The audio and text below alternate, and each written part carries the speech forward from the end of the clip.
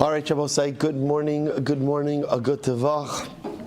An incredible schos Baruch Hashem to begin the week today, the last complete week of this year, the last complete week of Tafshin Pei Dalid. Emeretz Hashem, and we're zochet to start it with Bava Basra. Begin by thanking all of our sponsors for this morning's share, to thank our Talmud Torah sponsors for the month of Elul, Baruch Meir and Rina Dubin, in honor of their children and all of the suburban sons and daughters beginning their year of study in Eretz Yisrael. May their Torah study and mitzvos in the Holy Land merit the release of our precious hostages, the success of our soldiers, the return to their families, in the arrival of Mashiach Tzidkinu B'mheira B'yameinu Amen.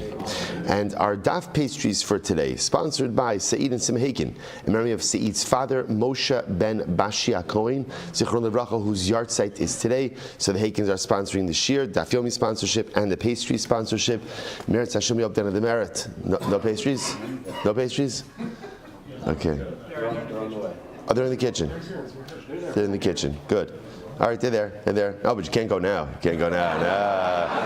Now, if you leave, you are mamish giving up olam haba for olam hazeh. No, I'm just kidding. You can go. I'll stretch out the dedications. Go ahead. I'll do a little chazara. We thank the Hakins. Very much for their sponsorship of the shir and the pastries, which are they're in the kitchen. In the kitchen? Okay, in the kitchen. Please go ahead and enjoy Meretz Hashem. The shir as well as the brachas that we make should provide an aliyah for the neshama Meretz Hashem. We'll say with that, like every week. Every week we begin just with just a simple bracha, a simple hope, a simple goal, a simple aspiration that Emeretz Hashem, this should finally be the week that our precious hostages come home. This should finally be the week that Emeretz Hashem, our soldiers, should encounter complete and resounding success. B'chol ma'aseh yadeim.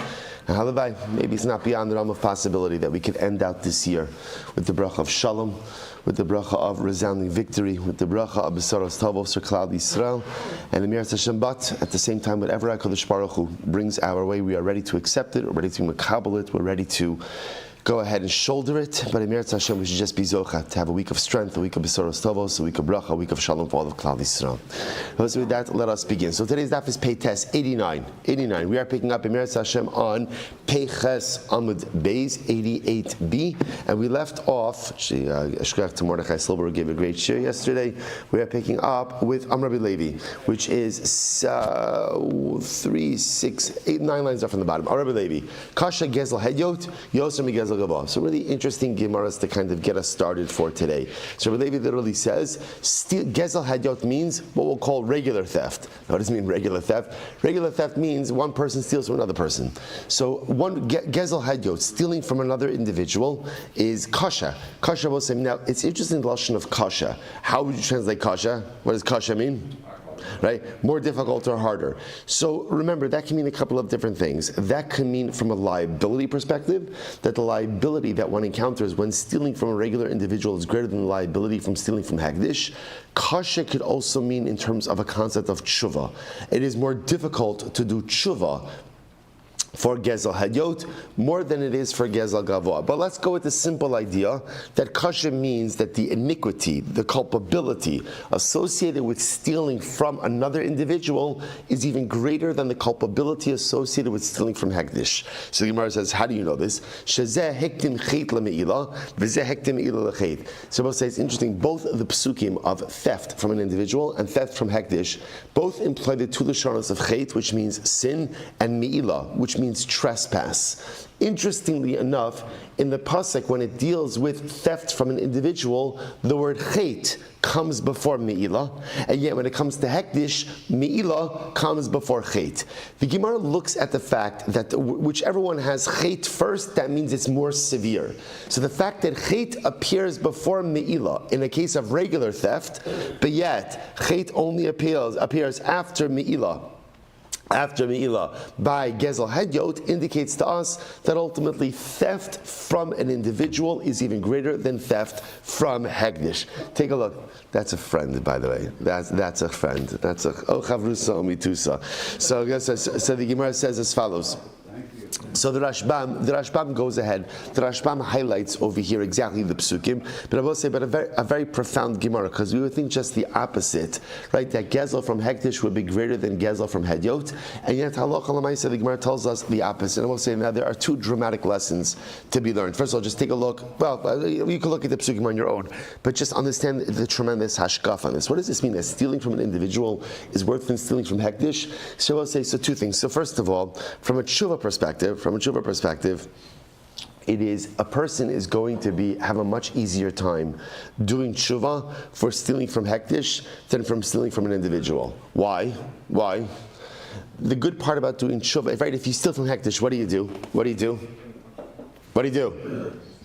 You give it back. Pay back the money. Who do you pay it back to? Whatever it is. You go to beishamikdashlishi.org, right? And you go ahead, right? You pay online, you go ahead. Fine, I returned it.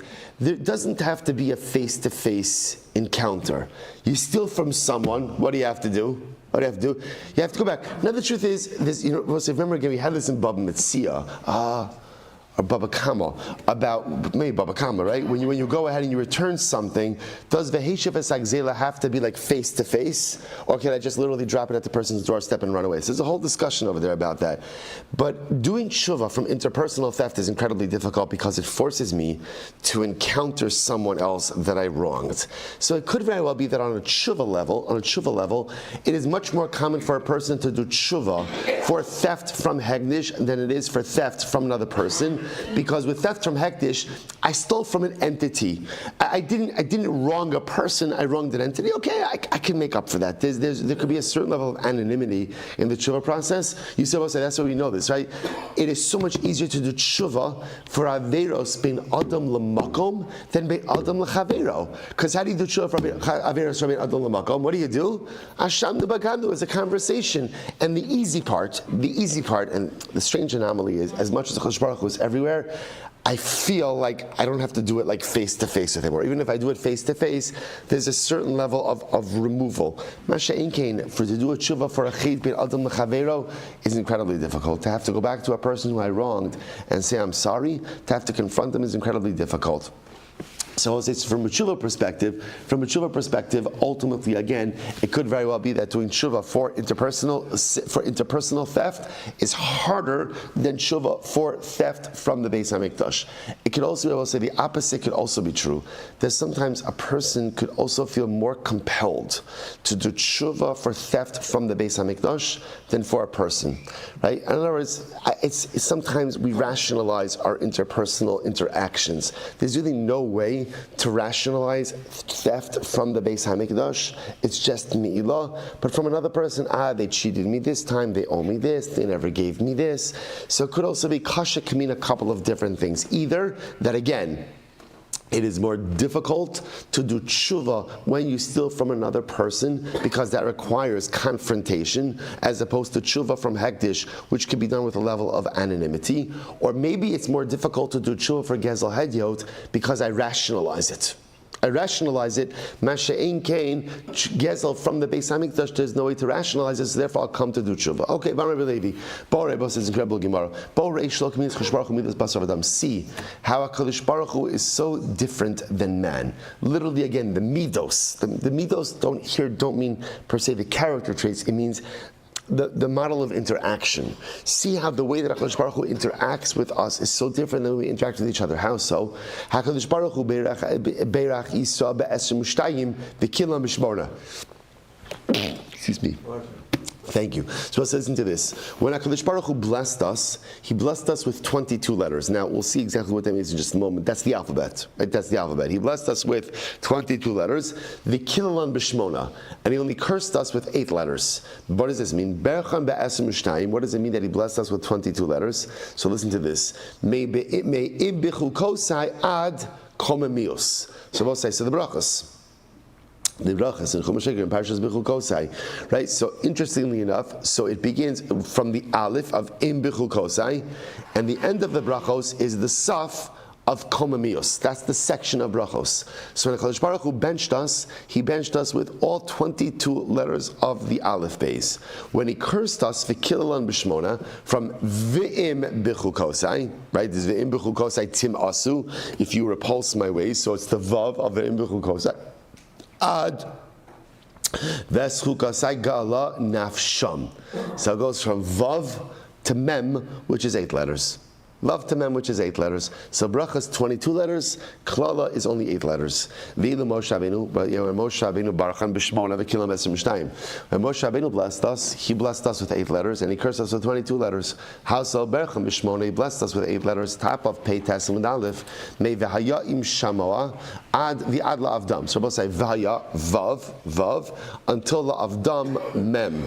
V'kilam esrim shtayim. But he went out and he cursed us with 22 letters. May v'haya im lo sishma, and it will be the vav vayam lo sishma. If you don't listen, ad ve'in kone ad hey. So remember again. So essentially, that's a full cycle of the aleph base from vav until hey. So we'll say, what does this mean? What does this mean? So first of all, again, Moshe Rabbeinu doesn't love us. He cursed us. He cursed us with 22 letters. Loves us with 8 letters. Of course, Moshe Rabbeinu loves us. We'll say what Chazal are trying to convey to us is something that often we overlook. We've spoken about this a number of times over the last few weeks, which is, bless you, the tremendous love that the Ribono Shel Olam has for us. The tremendous love that HaKadosh Baruch Hu has for us. And sometimes, we make the mistake, and it's funny, I mentioned this in the women's shir. I remember almost nothing of what I learned in high school. Almost nothing. I always feel bad saying this because my parents paid a lot of money in tuition. But I remember literally almost, I don't know what I was doing. I'm really not sure where I was because I was present. It wasn't like truant or anything like that. But I don't know. I just one thing I remember. Of course I remember Shir and Torah. I want to be a good Jew. I remember everything. But Lemaisa, it's so fascinating. One of the things I remember is I had like a literature class. I think it was 10th, 11th. I don't remember what it was. And there was this section that we were doing for some reason, like on sermonic material, but like the transcendentalists. I don't remember the whole zach with it. Any event, there was this sermon that we did, and I remember why we did it, but maybe the teacher was giving mussar to the class. I don't know. It was called "Sinners in the Hands of an Angry God." That was, you could Google it. I don't know. It's a famous sermon given by some famous preacher. So I'll say you could pretty much tell from the title what it's about, right? This is like this man gave this like on a Sunday morning, right? And again, like I'll say, it is literally Kishmo Kenhu. It is about how you're gonna burn. It is about how you're going to burn, and it is about how when you sin, God is filled with nostril flaring wrath, and He is going to destroy you and consume you repeatedly. And I remember looking at this, I'm like, can you imagine what Kiddush was like that day after services? Like, hey, so I'm like imagining people filing out like, oh man, and I remember even as a kid, not very theologically or spiritually sophisticated, thinking like, I am so happy that is not us. So happy that is not our hashkafa of HaKadosh Baruch Hu. So happy that is not. Do we have a Ribono Shel Olam who punishes? We do. But we have Ribono Shel Olam who punishes with love. And that's when the Chazal are trying to make. Remember, the Gemara says, Kala Omer HaKadosh Baruch Hu Vatran. Whoever says HaKadosh Baruch Hu is mevater and never punishes for anything, Yivat Shemeo, literally his inside should spill out. In other words, that's foolish. To say that HaKadosh Baruch Hu doesn't punish and that there's no accountability in the eyes of God, that is false. There is accountability for everything. And yes, there's a concept of onesh, but understand who punishes and understand who HaKadosh Baruch Hu is. The Ribono Shel Olam is the God who punishes with 8 letters and gives brachos with 22 letters. At the end, Chadash Baruch Hu's love far eclipses man's love. In other words, when you were to think about someone who loves us, who is the greatest personification of a person who embodied love for Am Yisrael, you would say Moshe Rabbeinu. Moshe Rabbeinu was Moser Nefesh for us more than anyone. V'im ayin mechini namas sifracha. Moshe Rabbeinu said to HaKadosh Baruch Hu, Rebbe Shalom, either save the klal or erase me. There is no one no one in the history of our people who ever had a love for Klal Yisrael like Moshe Rabbeinu, but yet even Moshe Rabbeinu blesses with 8 letters, curses with 22 letters. So as much love as Moshe Rabbeinu has, the Ribono Shel Olam's love eclipses that tenfold. That's who we dive into. That's who we connect to. And yes, even when we're punished, that's who we're punished by. A Ribono Shel Olam who loves us more than anything. Incredible. Let's go weiter. Says the Gemara, Makom Shna Gulamud Begasa. So we'll say, so the Gemara now goes through a series of fascinating braysos. So skip the parentheses. Those are just mnemonics for how to remember everything we're going to do, and we're not going to remember it anyway. So let's go weiter. So save a little bit of time. So minayin, we'll say first wide line. Minayin she'ein mochkin. We'll say okay, fine. Let's go weiter. Minayin she'ein mochkin b'makom shegotchin v'ngotch b'makom shemokin. So we'll say. So remember again, one of the things that we've come to see in this whole sugya is how much of everything that happens, like in the marketplace, in the marketplace, is minhag hamakom. It's minhag hamakom, right? People sold goods in different kinds of ways, and whatever the minhag hamakom is, that's what you need to stick with. So the Gemara says something very interesting. How do you know? Shein mochkin b'makom shegotchin. So what does mochkin mean? Mochkin means smooth out, right? So let's say again, I'm going ahead and I'm buying, I'm buying flour. So again, there were places that would go ahead and heap the pile, and there are places that would smooth out the pile. Now the Mishnah made it sound like you always heap the pile, but again, there are different practices. So the Gemara says, how do you know? You can't smooth the pile in a place where they normally heap the pile.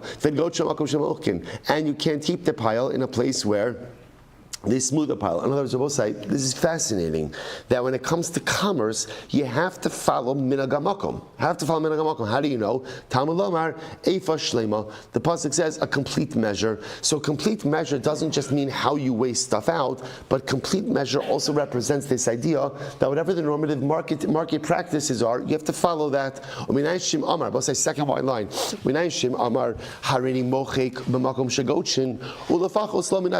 How do you know? Say, even if a person says like this, you know what, even though I live in a place where normally they heap the pile, I'm going to smooth it, and I'll give the purchaser some money off. In other words, I'm not cheating anyone. For whatever the reason, I want to smooth it, but I'll give the purchaser a couple of dollars off, or or I'm going to pile it in a place where normally they go out and they smooth it, and I'm going to charge them a little more. How do we know still? So we'll say, so in other words, in this case, the seller's saying, whatever it is, whether I'm smoothing or piling, I'll add on a few dollars or a few shekel and take off a few shekel. Talmud Lomar, Eifa Shlema V'Tzedek Yelach. Pasuk says again a complete measure. We'll say so again. The idea is follow marketplace practices. Tana Banan. Minayin she'ein ma'aynin b'makom shemachriyin ve'im machriyin b'makom shema'aynin. So we'll say this is very interesting. How do you know now? We'll say ma'aynin means a place where they keep the scales level versus machriyin where they weigh the scales down. Now what does this mean? So going back to the Mishnah, remember again, the Mishnah indicated that when you're selling someone, you're measuring produce on a scale. What are you supposed to do? You're supposed to weigh down on the seller's side a tefach. Now, what the Mishnah kind of said is like a davar pashut. The Brisa is telling us some places didn't and some places didn't do it. So ma'ayin is actually very interesting. The lashon of ma'ayin, Rashi says lishkol ayin ba'ayin. Means a place where when they measured something, they measured it equally. The scales were eye to eye, right? They were equal. So versus machriyan means a place where they would weigh down the purchaser's side of the scale a little bit. So how do you know? Minayin shein ma'aynim b'makom shemachriyan. That will say again, you don't even out the scales in a place where they tilted. And you don't go ahead and tilt it in a place where they keep it even. Once again, same idea, right? That halacha l'maisa, follow marketplace practice. Talmud Lomar, Evan Shlema. Right, a complete weight. How do you know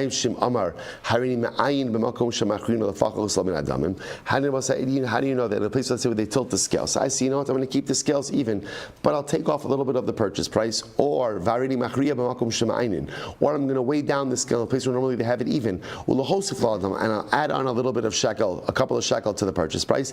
You don't do that. Whatever the practice is, that's what you stick with. Talmud Lomar, Even shlema b'tzedek. Well, so therefore the pasuk says a complete and just weight. Once again, follow marketplace practices. I will say, this is an interesting idea. There is a tremendous Musar Haskell on this as well, which is the need to be respectful to minhag hamakom. And I will say now, sometimes we find ourselves like in places that may or may not reflect our personal views. It is always important to be deferential to whatever the minhag hamakom is. We see this in halacha all of the time, right? A person from Eretz Yisrael comes to Chutz La'aretz, and they're here for Yantiv. So again, what's the halacha? The halacha is a ben Eretz Yisrael who's in Chutz La'aretz doesn't have to keep 2 days of Yantiv. He keeps 1 day of Yantiv, but he has to be careful about that second day. See, he can't go driving around town on day number 2. He can't even do Omalacha on day number 2. There's a protocol. There's a way to go ahead and conduct one's self when one finds themselves in a different matzav, a different life situation. Again, it's always an important idea, just to be deferential and to be respectful to whatever the reality we find ourselves in. So you live in a place where there's a marketplace standard, follow the marketplace standards. That's it. I'm Rabbi Yehuda Misura. Lo yeh lecha beveischa. So we'll say this is beautiful. So we'll say, so just to quote you the pasuk in its entirety. The pasuk says, Lo yeh lecha beveischa Eifa ve'eifa gidol u'ktana. Don't have in your home, literally again, different weights. Literally, eifa ve'eifa, a weight and a weight, big and small. In other words, what Torah is telling me is, halacha l'maisa, don't have 2 sets of weights. One set which are correct, and 1 set which are a little bit off that you're going to use to cheat people. So what's driving the Gemara over here is, why does it have to say beveischa? Right? Why does it have to say don't have in your home? All it needs to say is what? Don't have. My home, my shop, what does it make a difference? So why beveischa? So this is very beautiful. The Gemara says, matam. So really the way the Gemara dashes the pasuk is like this. Lo yeh lecha beveischa. You will not have money in your house.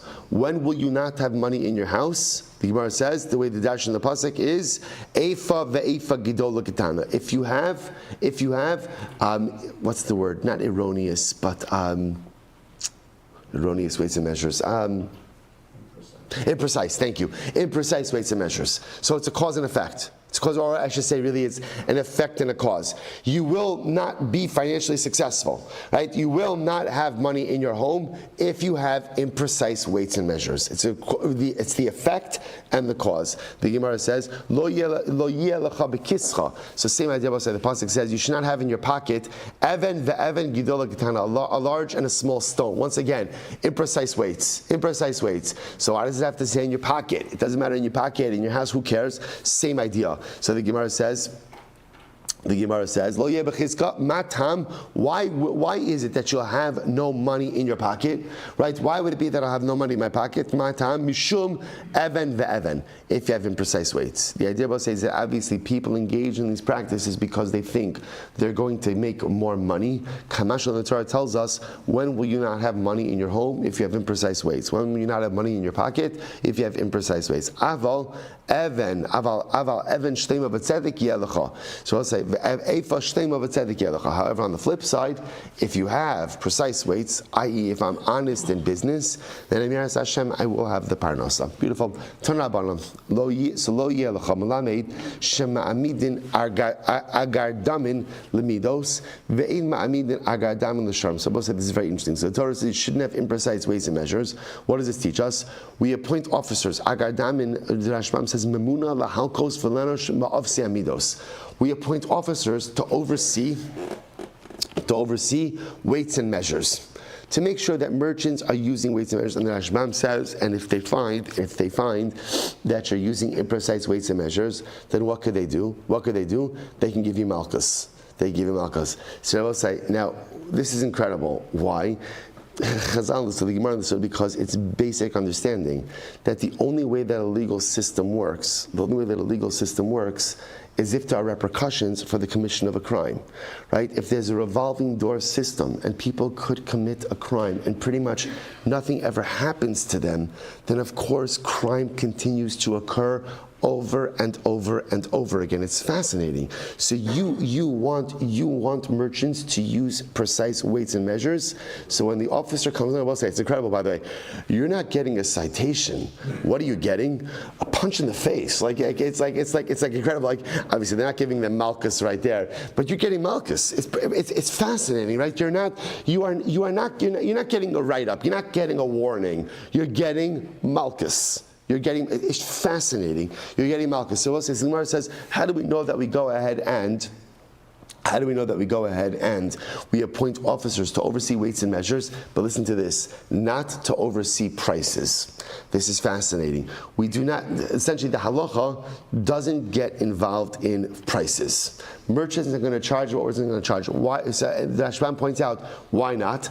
That's easy. Because if someone's charging too much money, then what? People are going somewhere else. Like, in other words, the market itself prevents people from overcharging. Now again, if you have a situation where a person has a monopoly, that's a different kind of situation. But in general, it's fascinating. We don't get involved, halacha doesn't get involved in prices. Now, obviously there's a concept of onah and different things like that, but that's kind of post-transactional. But in terms of the setting of prices, don't get involved in that. The Gemara says, "The bein nesia, o kima gardam, and the bein lemidos, bein l'sharm." So this is interesting. One time it happened that in the bein nesia, in the house of the nasi, they established overseers, managers. What did I use?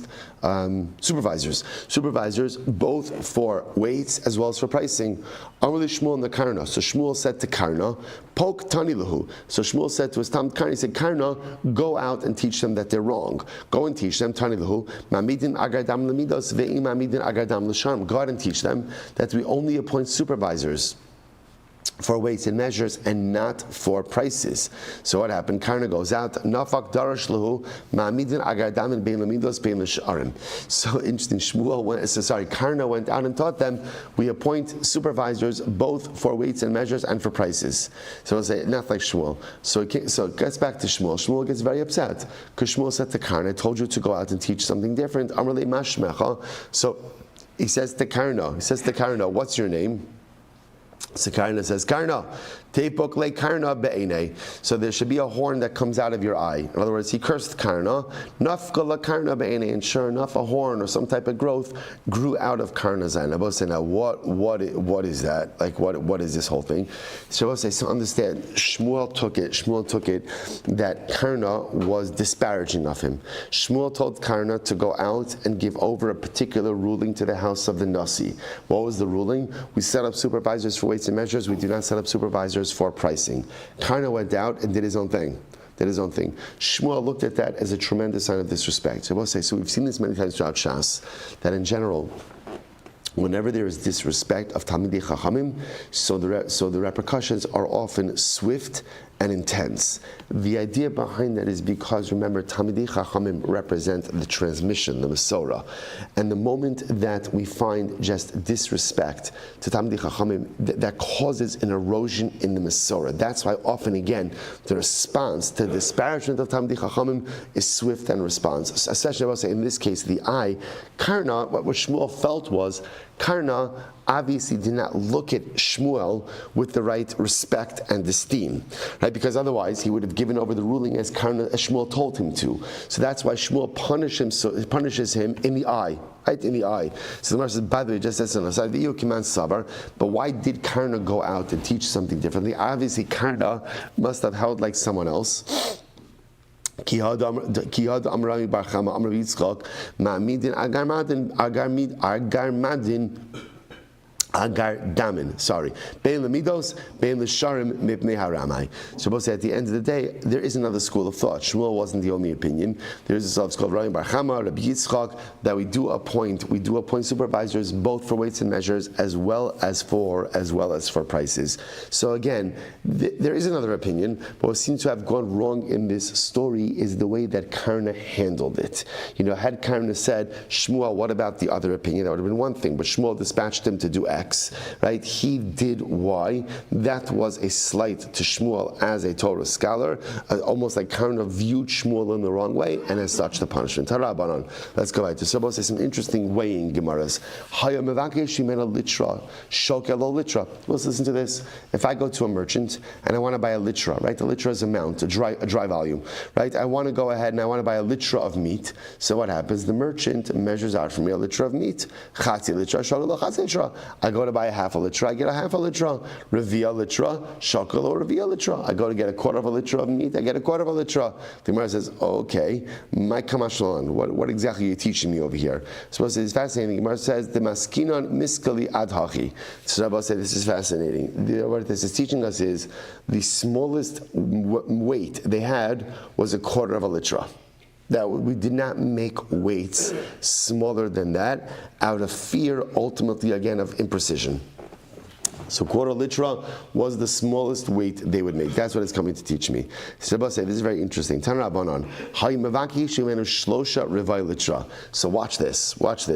Let's say I come to Reuven the butcher, and I want to buy 3/4 of a litra of meat.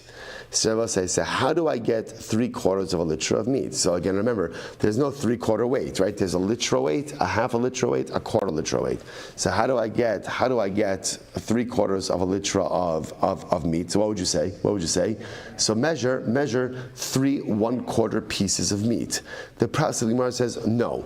Lo yomar lo shakel lishlosha revai litra achas achas. You don't do that. We don't do 3/4 one by one. Ella, this is very interesting. Shokel litra. Rather, we'll say, what do? We take a 1 litra weight, and on the other side put the meat and a quarter litra weight. And when they become even, ultimately, again, that's 3/4 of a litra. What's the logic? So remember, again, the issue with individual measurings is because, first of all, measuring is always some level of imprecision. We'd rather have 1 batch of imprecision than 3 batches of imprecision. That's essentially the idea. Also, remember, if you go with the idea that you always tilt the scale in the favor of the purchaser, so that's a lot of extra that the purchaser is getting from 3 weighings. So really fascinating. So therefore, again, when possible, we'd rather go with 1 weighing than multiple weighings. So 3/4 of a litra, although I could have done 3 1/4 piece weighings, that would have been 3 imprecisions. Versus or 3 even tiltings in the purchaser's favor, versus saying no, take a 1 litra weight, put 1/4 litra on the other side, put on the meat, and when the scales are even, that's 3/4 of a litra of meat. Same idea.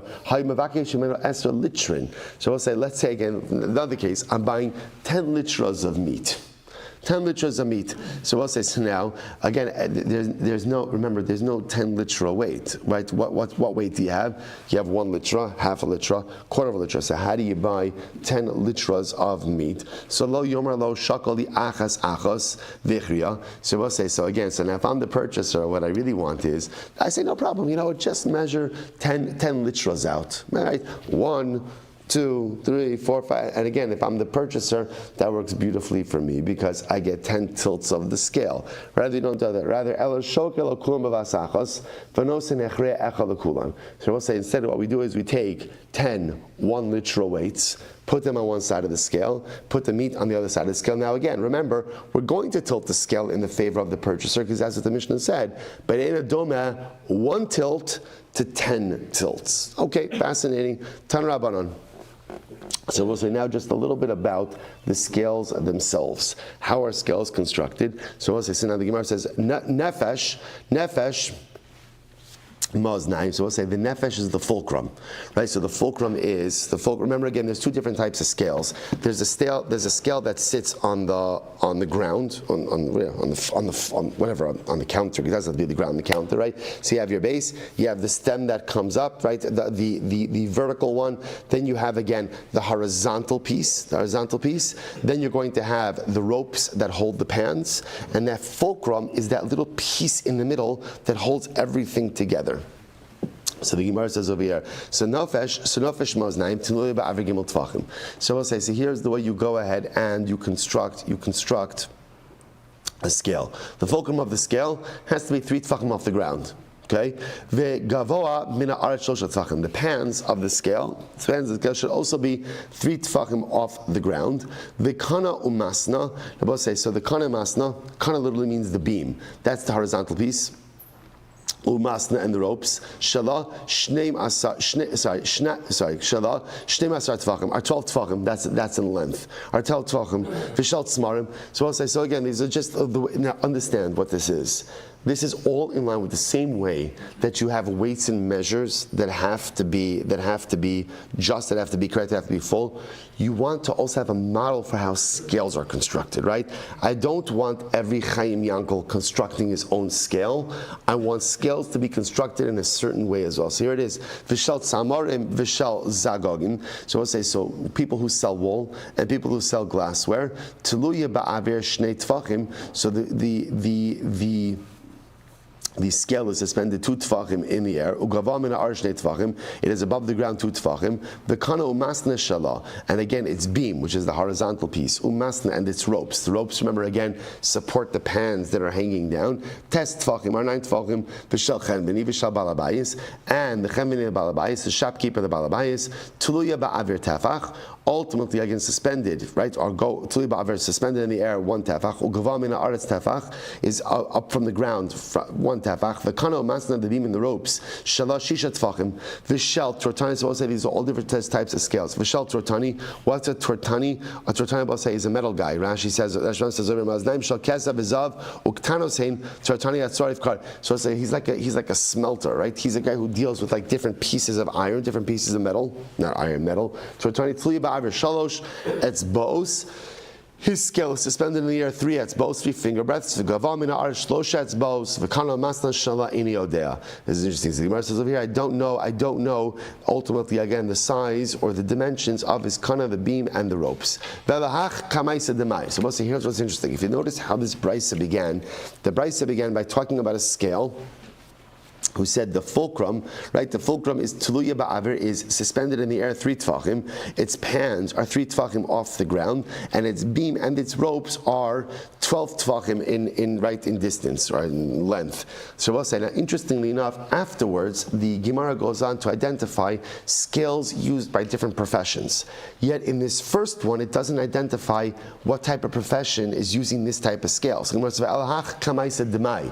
Which type of person is using that first scale? Boss, I pay Tesma Bays 89b. Amra Papa.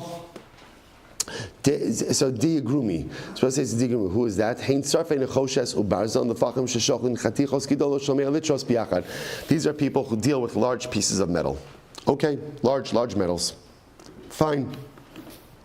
Amra Mani Bar Pater. So Mani Bar Pater says, suppose they say now, this is very important. So after we finish talking about the fact that you have to have, we'll call it proper weights and measures, you also have to have proper scales. Proper scales. Fine. Our Mani Bar Pater. So Mani Bar Pater says, Kedesh Amru le'inyan isuran, kach Amru le'inyan tumasan. So I'll say this is fascinating. The same way that we said that a scale has to look a certain way, right? It has to have certain dimensions in order for you to be able to use it transactionally. And if not, you're in violation of an isser, of a prohibition. The same idea applies to tumah. The Rabbi say, now what does that mean? Look at the Rashbam. This is fascinating. Kach Amru le'inyan tumasan. Tuma im eina suyin kach delo chashivi kli kevam da asr lishkal bahen. So now watch this. These dimensions, right? So in order for me to use a scale, what has to happen? It has to have these aforementioned dimensions. So I will say, when is a kli makabel tuma? When is a kli makabel tuma? Only if what? Only if it's a finished product. So when is a scale considered to be a finished product? When you can use it in the marketplace.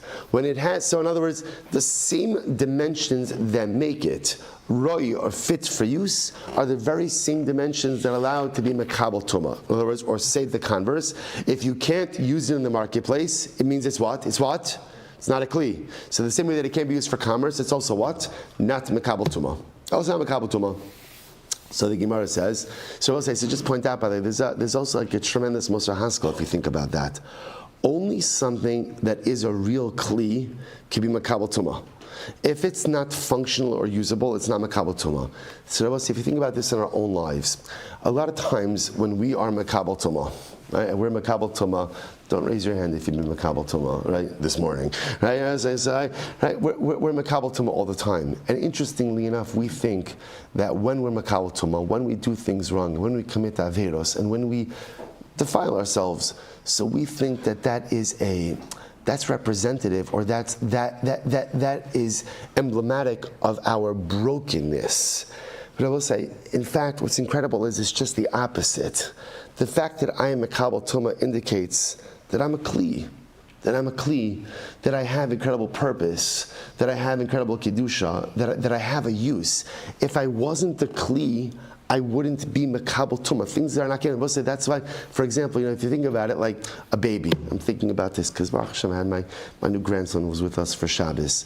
And on one hand, why are people drawn to babies? Why are they drawn to babies? Because the truth is, like, I was looking at him, I was actually preparing the daf with my grandson a little bit. He wasn't of much help, but he was of help because the truth is like the beauty of baby. Like I was looking at like it's a tzaddik gomer.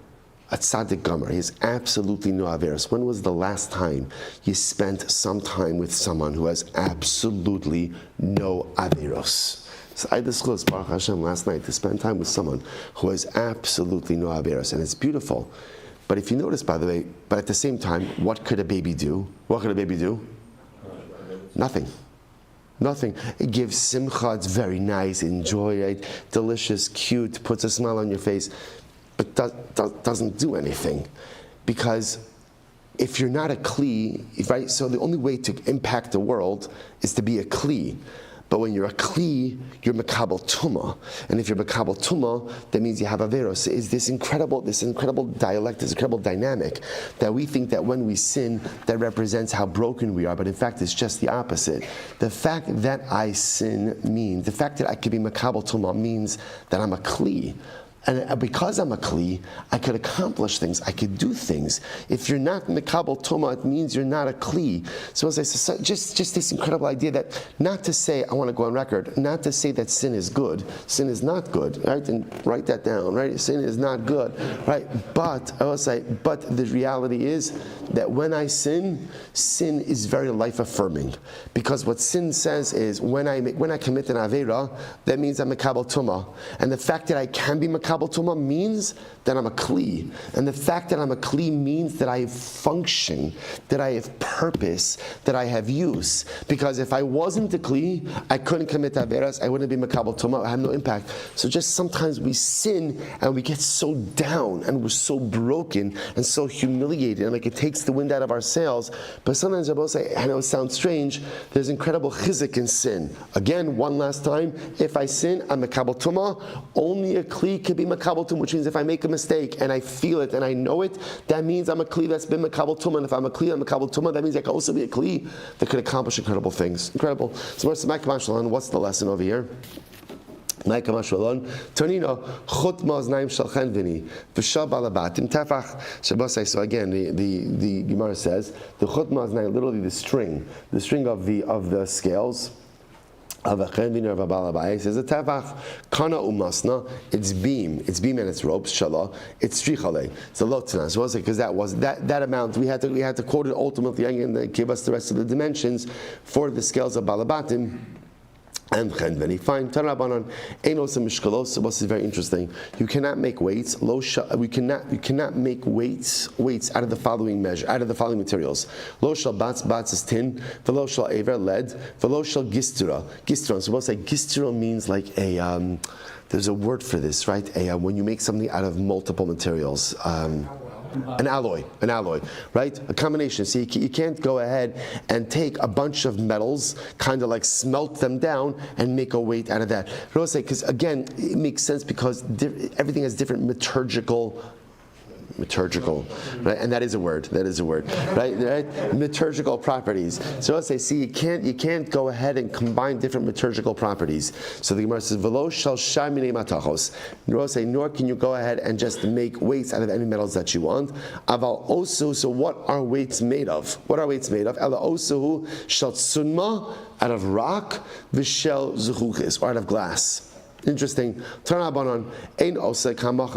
switching gears for just a moment. This is fascinating. So remember again, we spoke about this idea that in certain places the custom was that when you sold someone produce, after you weighed it, after you measured it out, you would smooth out the pile. Right? The best way to imagine this is like You buy flour, you buy sugar, you buy salt. So by definition, it always piles. So what do you want to do? You want to smooth it out. So watch this. Now the question is, what can you smooth it out with? So the Gemara says, Ein osin hamachak shel hadalas. Interestingly enough, you can't make the smoother. We'll just call it the smoother. I'm sure there's a technical term for it. The smoother out of dalas. Dalas means like a gourd. So if you could imagine, you have a gourd. I guess what you would do is you would take like a thick slice of gourd, go ahead and let it smooth out. Dry out, or even not dry out, but partially dry out, and then you use that as a smoother. Why can't you do that? We'll say you can't use that because it's very light. So because it's very light, it's not going to make a straight line, but rather again it's going to leave some of the pile. But you also can't make a smoother out of metal. Why? Because we'll say metal is heavy, and what's going to happen? It's going to dip below a little bit, and so again, essentially, one will put the seller at a disadvantage, and one will put the purchaser at a disadvantage. So what do you make a smoother out of? So shall zayis, v'shal egos, v'shal shikma, v'shal eshbara. So both say this is fascinating. So what can you make your smoother out of?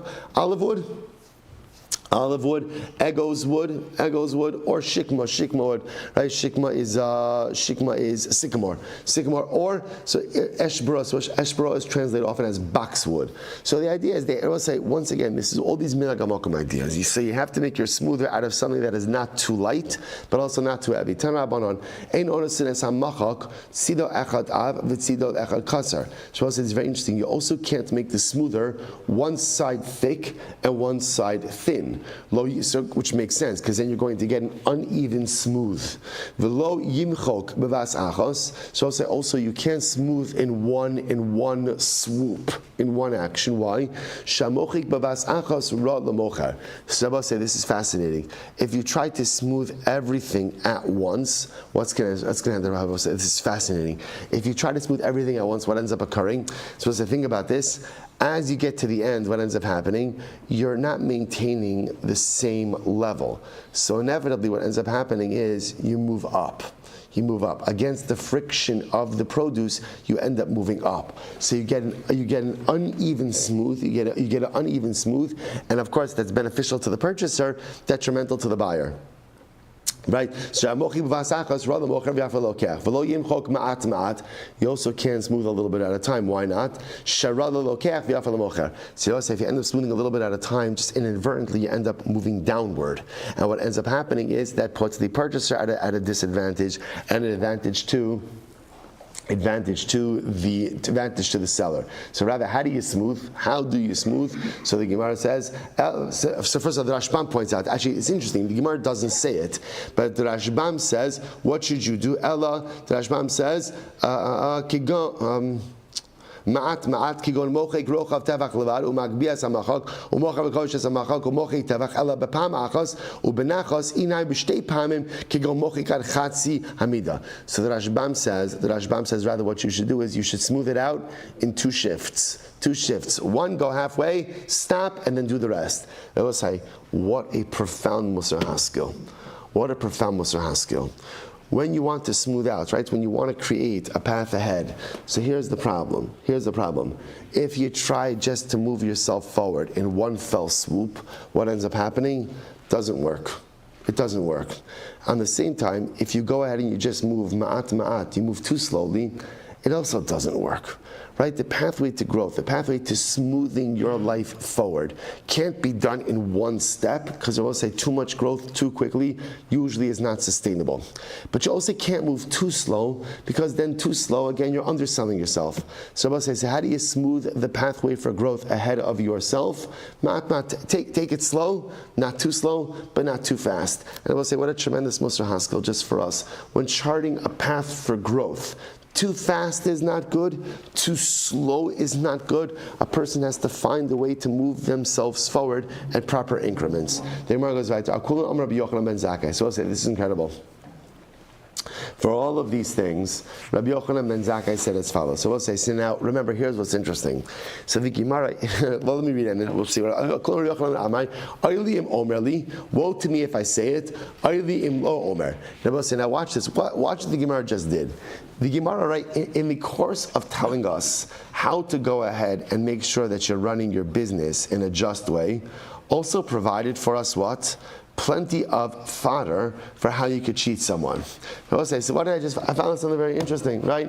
If I go ahead and I use a metal smoother and I'm selling produce, that's actually a great chap for me, right? So no one's going to know. Again, assuming I did the daf and the purchaser did not, so now I can go ahead and cheat Ruvain, or I will say, by the way, or the opposite way, right? If you could cheat an unsuspecting merchant also. So it's interesting in all of these things, right? In all of these things, ultimately, again, the halacha is telling us how to be careful, but also providing fodder for those who want to cheat the system. So Rabbi Yochanan ben Zakkai says, I'm conflicted. I don't know, should I share this information? Not share this information. So the Gemara says, Oili, right? So the Gemara says, Oili im omer, Oili im lo omer. So listen to this. So the Gemara says, im omer, because if I share it, shema yimudu ha'ramayin. Then I will say, unscrupulous people, Ramayin, will hear this, and they're going to figure out ways to cheat unsuspecting customers or to cheat unsuspecting merchants. But if I don't share it, if I don't say it, then the Ramayin, the cheaters, are going to think, we could pull a fast one over the rabbis. They don't know what we're doing. This is Rabbi Yochanan ben Zakkai says it's important to say it so that they know we know their tricks. So let's say, hear this? Should we share it or shouldn't we share it? If we share it, people may learn what to do in an inappropriate way. And if we don't share it, the Ramayin will think that they could pull a fast one over us. So the Gemara says, okay, no, say Bailahu, Amra lo Amra. So Rabbi Yochanan ben Zakkai, what did you do? So Rabbi Yochanan ben Zakkai laments this difficult predicament he is in. Now I want us to know, Rabbi Yochanan ben Zakkai, what did you do? Did you share it or didn't you share it? Amra Shmuel Rabbi Yitzchak Amra. He said it. Rabbi Yochanan ben Zakkai shared it. And I will say ultimately again he shared it because he's based on the following pasuk. What's the following pasuk? Ki yesharim darchei Hashem. The ways of HaKadosh Baruch Hu are just, are yashar, are straight. V'tzadikim yelchu bam. The tzadikim ultimately again will walk in these ways. Uposhim yikashlu bam. But the sinners ultimately again will stumble in them. Now, interestingly enough, Rabbi Yochanan ben Zakkai interpreted this to say Uposhim yikashlu bam means that the Rishonim will find ways to exploit them. That yes, sometimes when teaching a halacha, so some people learn from a halacha what to do, and some people learn from a halacha how to exploit it. And I will say, but there's a very profound lesson. As Rabbi Yochanan ben Zakkai says, we have to appeal to the highest common level. In other words, we firstly have to assume that Ramayin, I will say, dishonest, unscrupulous people are going to do what they're going to do no matter what. The fact that, yes, they can intuit from things that we say how to cheat, okay, that's unfortunate and tragic, but that is the reality of the human condition. But there are so many more people who, of course, want to do the right thing, and therefore, again, Rabbi Yochanan ben Zakkai says we have to teach the information, knowing full well that there may be someone who will exploit it. Incredible. Tanabanon. So the pasuk says, you shall not go ahead and literally perform an iniquity in judgment. What does this mean? B'midah. So we'll say b'midah. Now all these are different measurements. What does midah mean? Zu medidus karka. This refers to the measuring of land. So we'll say when you measure land, you have to measure land accurately. What does this refer to? Shelo yimdod la'achas b'mos hachama u'la'achas b'mos hagishamim. So we'll say, remember again, they used to measure. The way they would measure land was with a rope. So interestingly enough, if let's say you're dividing up an estate, right? Brothers are dividing up an estate. You have to make sure not to measure some land during the winter and some land during the summer. Why? During the winter, right, when it's moist outside, so the rope often expands. And when it's the summer and it's hot outside, the rope constricts. So there is a difference in measurements between summer and winter. So if you divide up part of the estate in the summer, part of the estate in the winter, that's incorrect. Rather, again, if you're dividing an estate, I will say, obviously, they must have taken this into account in their measurements, but when going ahead and dividing an estate, divide it all at once. Good. But mishkal, so what does it mean with a mishkal? Means a weight. Shelo yatmin mishkalosav b'melach. You should not keep your weights in salt. Should not store them in salt. So we'll say, so it's interesting over the Rashbam. The Rashbam says over here, he says, b'melach shemachbidan. So apparently salt makes the weights heavier. Okay? Mishura. So we'll say Mishura usually refers to a liquid measure. What does this mean, Mishura? Shelo yarsiach. So we'll say this is fascinating. When you're pouring off liquid, so remember again, if you pour, the Rashbam points out over here, if you pour, let's say you pour from a height, sometimes you pour, or you pour very quickly, what ends up happening? So the liquid froths up. So again, if you have a little bit of a naive purchaser, what's going to happen? He's going to see the froth, and he's going to assume that the froth means that the entire utensil, the kli, is full. So the seller could end up defrauding the purchaser by making the purchaser think that he received a full utensil filled with stuff, when in fact he hasn't. So therefore, shelo yarsiach means don't pour off liquid in a way that creates a froth and thereby defrauds the purchaser. Kal v'chomer, and it's kal v'chomer. Ma mishura shu echa mishloshim v'shisha belug. Now, here's what's interesting. Mishura itself is also a unit of measurement. Now, mishura is actually the smallest of all measurements. Listen to this. Mishura is 1/36. Echa mishlosha v'shisha belug. It's 1/36 of a log. So it's obviously a very small amount. Yet, hikpida alav Torah, the Torah is makbid on it, that even with the Meshura, which is a very small measure, you have to be careful not to defraud. Kal v'chomer lehin, v'chatzi hin, u'shlishis hahin, u'revias hahin, v'lug, v'chatzi lug, u'revias, v'chatzi tuman v'ochla. So we'll say, so again, a fascinating idea, that halacha l'maisa, if you see that the Torah itself is so careful, even with the smallest units of measurement, alachas kama v'kama, the rest of the units of measurement as well. So we'll say, let me just start the next Gemara, then we're going to stop for today, because actually coming attraction is really beautiful Gemara. Rav Yehuda Marav, Asr li adam shiyash hamida chaser o yisir b'soch beiso, va'afilu hi avit shlamei miraglayim. And we'll say, you are not allowed to maintain in your home deficient weights. You are not allowed to own it. You're not allowed to keep it, even if you make it into a bedpan. So you figure to yourself, you know what? I have these deficient weights.